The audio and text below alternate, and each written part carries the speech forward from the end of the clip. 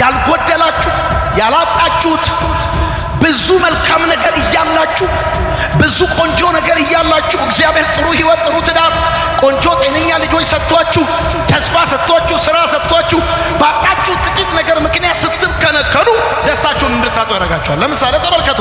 እኔ አሁን እኮ ለመከፋት ከፈለኩኝ ወዳጆቼ በጣም ብዙ የሚያስከፋ ኬዝ አለ። ለመከፋት ከፈለኩ ግን ተመልከቱ፣ ምሬት ደስታን ያሳጣል።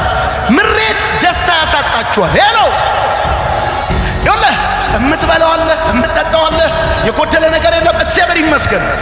ሳትጎዳ ሳትካድ ሳትበደል በፊት ከዛ እንደዚያ ባይሆን ኖሮ ከዚህ የተሻለ ትሆን ነበር አይደል?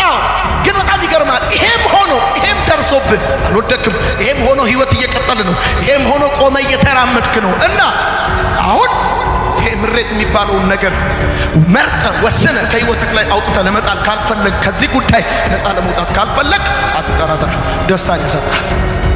ይሄ ቢተርነስ የሚባለው ጉዳይ በብዙ ሰዎች ህይወት ውስጥ ተከስቶ የሚያቅ ጉዳይ ነው። ሰይጣን የብዙ ሰዎችን ህይወት ከሚያስርበት ከሚጎዳበት ነገር አንዱ ቢተርነስ ነው። ወዳጆቼ ምሬት የሚባለው ጉዳይ ማለት ነው። ወዳጆቼ ሚስታችሁ ትቆጣችኋለች ወይም ልጃችሁ ያሳዝናችኋል፣ ሰራተኛ ያበሳጫችኋል፣ ጠላት ይደበድባችኋል፣ ጓደኛ ይሰርቃችኋል፣ ባልንጀራ ይሰድብሃል፣ ያመሃል፣ የፍትህ ስርዓቱ ይዛባብሃል። የምትፈልገው ነገር ሳይሆን የማትፈልገው ነገር በህይወት ይሆናል። ወዳጆቼ የብዙ ሰዎችን መንፈሳዊ ህይወት ያበላሸ እምነታቸውን ያስካደ ከእግዚአብሔር ጋር ጠላትነት የፈጠረ መልካምነታቸውን ደግሞ እንዲቋርጥ ያደረገ ነገር ቢኖር ምሬት ነው። በዚህ ዘመን በጣም በብዙ ሰዎች ህይወት ውስጥ አድጎ እያስቸገራቸው ያለ ነገር ቢኖር ቢተርነስ ነው። የምሬት ምክንያቶች አሉ። ሰዎች ዝም ብለው ከመሬት ተነስተው አይደለም በመራራ የሚሆኑት በምሬት ውስጥ የሚያልፉት ማለት ነው። የመጀመሪያው ነገር ምንድነው? የምሬት ምክንያት ምንድነው? ጉዳት ነው። ሲጎዱ፣ በወዳጅ ሲጎዱ፣ በጓደኛ ሲጎዱ፣ በቤተሰብ አባል ሲጎዱ አንዱ የምሬት ምክንያት ጉዳት ነው። የምሬት ምክንያቶችን ማውራው በብዙ ሰዎች ልብ ውስጥ አድጎ እያስቸገራቸው ያለ ነገር ቢኖር ምሬት ነው። ወዳጆቼ ይሄ ምሬት የሚባለው ነገር ምን አይነት ተጽዕኖ እንዳለው በኋላ ላይ ያሳያቸዋለሁ። ግን ሰዎች ከመሬት ተነስተው የመራራነት ስር በውስጣቸው አያድግም። ጉዳት አለ። በሚያምኑት በትዳር አጋር፣ በቤተሰብ በሚያገለግላቸው በሚያገለግሉት በሚወዱት ዋጋ በከፈሉለት ሰው ሲጎዱ ሰዎች ምሬት በውስጣቸው ያድጋል። ሁለተኛው ጻፉ፣ ክህደት ነው።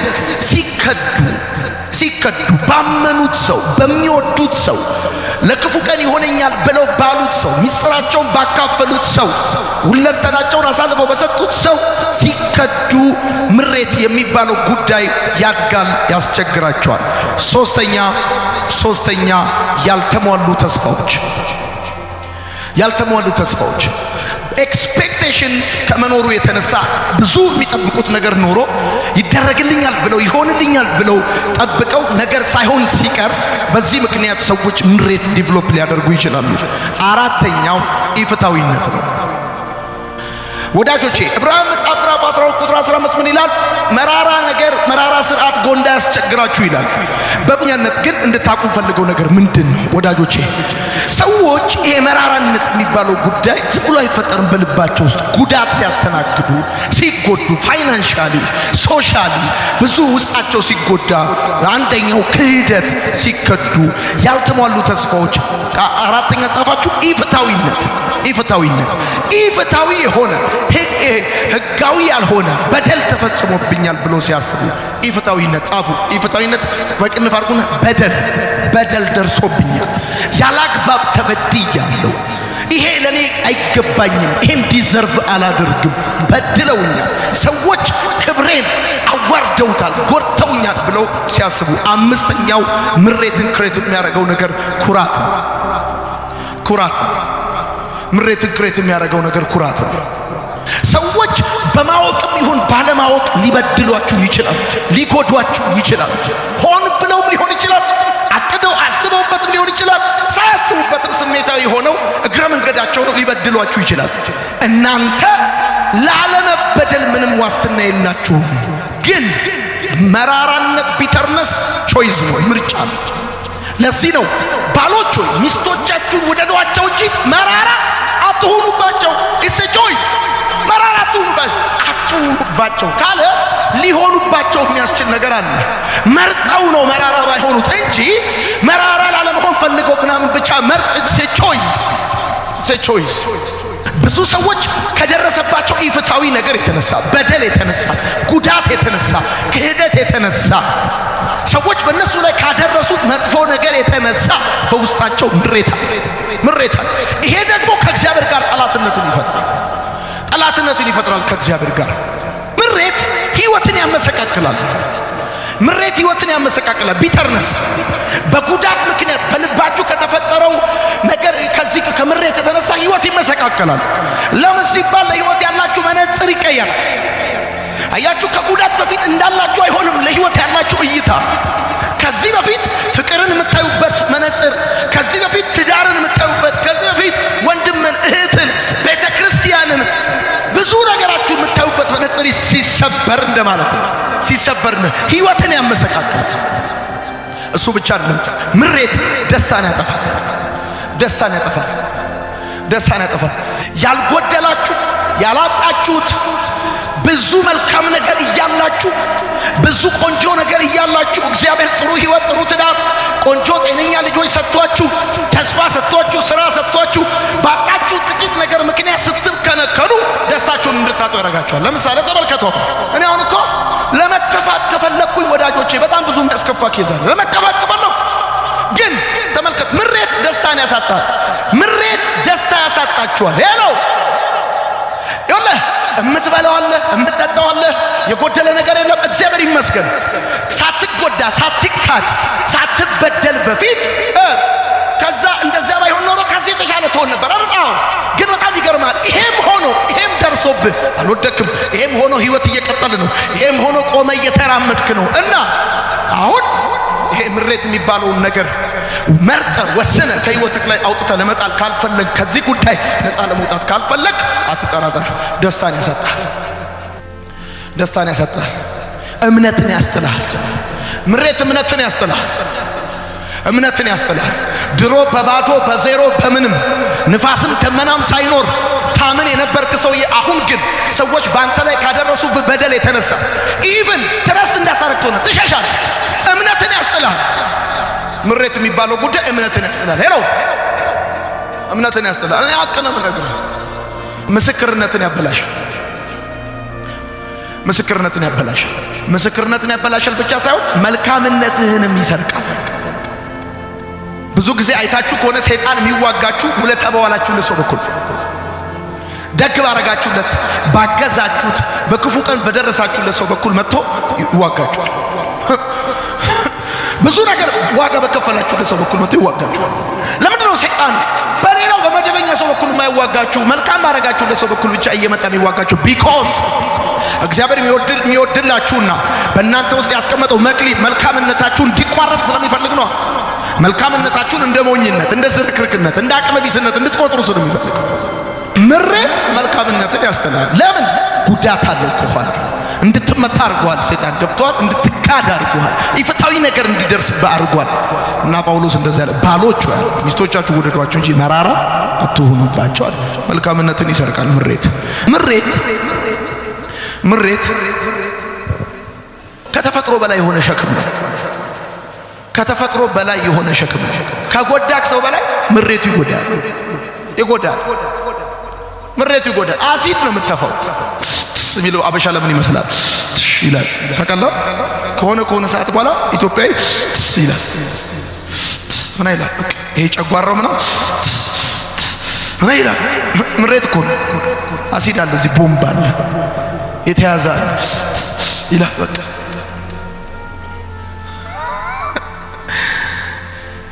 ከጎዳክ ሰው በላይ ምሬቱ ይጎዳል። ካጣኸው በላይ ምሬቱ ብዙ ነገር ያሳጣል። ካጣኸው ነገር አሁን አንተ ተክጃለሁ፣ አጥንቻለሁ፣ ተበላሽቶብኛል፣ ወድቄያለሁ ምናምን ብለህ ነው አንተ በጣም የተማረርከው አይደል? ካጣኸው ነገር በላይ ምሬት ራሱ ብዙ ነገር ያሳጣል። ጤናን ያሳጣል፣ ደስታን ያሳጣል፣ መንፈሳዊ ነገርን ያሳጣል፣ ህይወትን ያሳጣል፣ ብዙ ነገርን ያሳጣል።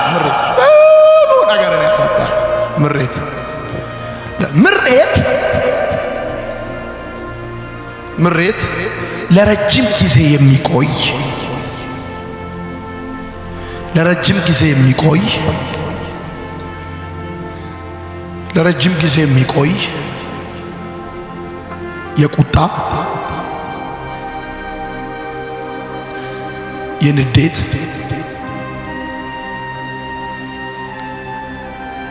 የቁጣ የንዴት ወይንም የብስጭት ስሜት ነው።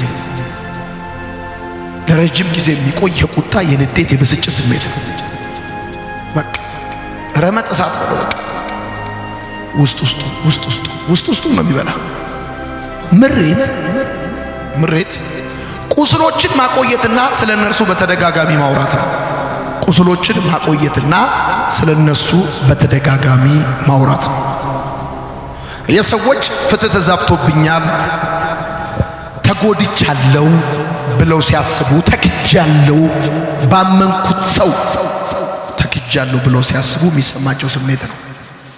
እንዲህ ብለህ ጻፍ። የምሬት ውጤቶች በቢተርነስ ምክንያት በሰው ህይወት ውስጥ የሚሆኑ ነገሮች ምንድን ናቸው? አንደኛ እኔ ብቻ ትክክል ነኝ ብሎ ማሰብ። እኔ ብቻ ትክክል ነኝ ብሎ እውነቱን እንዳትረዳ ያደርጋል። እኔ ብቻ ትክክል ነኝ ብሎ ማሰብ። እኔ ብቻ ልክ ነኝ ማለት ልክ ልትሆን ትችላለህ፣ ግን አንተ ብቻ ልክ ላትሆን ትችላለህ። ልክ ልትሆን ትችላለህ፣ አንተ ብቻ ልክ ላትሆን ትችላለህ። ሁለተኛ በሌሎች ላይ መፍረድ። አየህ፣ ከዚህ ከጉዳት ከኢፍታዊ ነገር ከበደል የተነሳ በሰዎች ላይ ፈራጅ እንድትሆን ያደርጋል። ሶስተኛ የበቀል ሐሳብ። አራተኛ የኃይል ድርጊት መፈጸም። አምስተኛ ሱሰኝነት።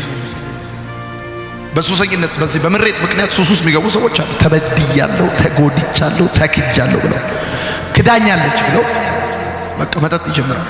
አግብታ ወልዳ እየኖረች ነው። የሰው ሚስት ፎቶ ይዞ ይዞራል። እሱ እዚህ ደረቱ ላይ ምን ብሎ ተነከሰ? ሐና ስትተወው እዚህ ላይ ሐና ማርያም ሆኖ ክፍለ ከተማ።